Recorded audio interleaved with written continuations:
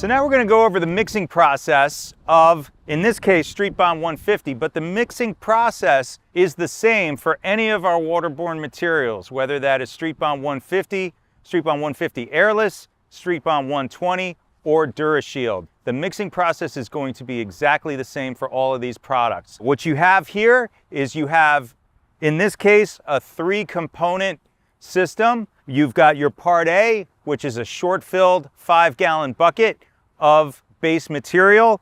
To that, you're going to add your Part B, which is your catalyst, your hardener with epoxy resin. When you're using StreetBond 150 and 120, you also must add colorant. When you're using DuraShield, it's already pre-tinted.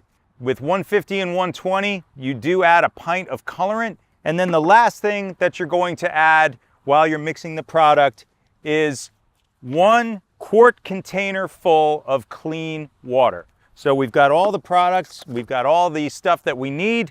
I've got my drill mixer. Again, we're going to use a low-speed mix on a corded 20-volt drill.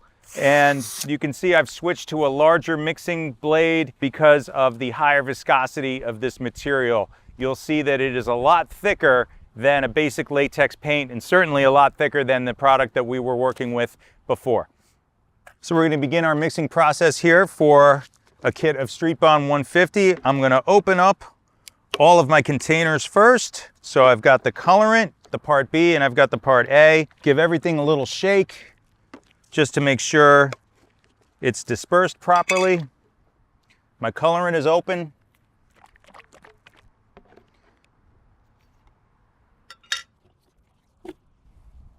Since there's no colorant already in the Part A, it's not necessary to mix it on its own.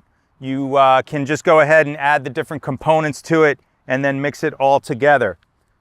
So I'm going to dump in my Part B. I'm going to dump in my colorant. And then I'm going to use the quart container to add 1 quart of clean water. The general idea with any of the waterborne products is you're adding about 1 quart of water. The guidelines may change on that depending on temperature and the actual product that you're using. So the best thing to do is consult the TDS, technical data sheet, and it will tell you exactly how much water to add in any condition. So I'm going to add my water.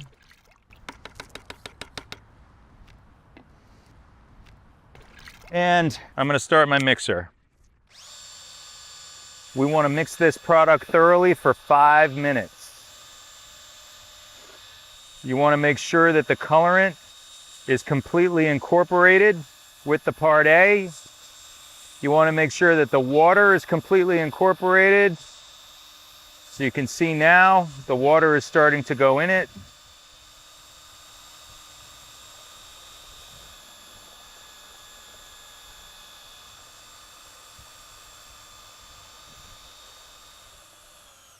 At about the halfway point in the mixing process, I like to reverse the direction of the drill just so that I can create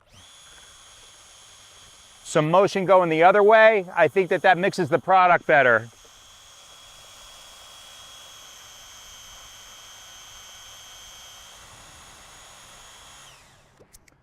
Okay, our product has been thoroughly mixed. The color is even, there's no white stuff swirling around anywhere, so I know that it's mixed. We timed it for a total of 5 minutes, so we're good to go.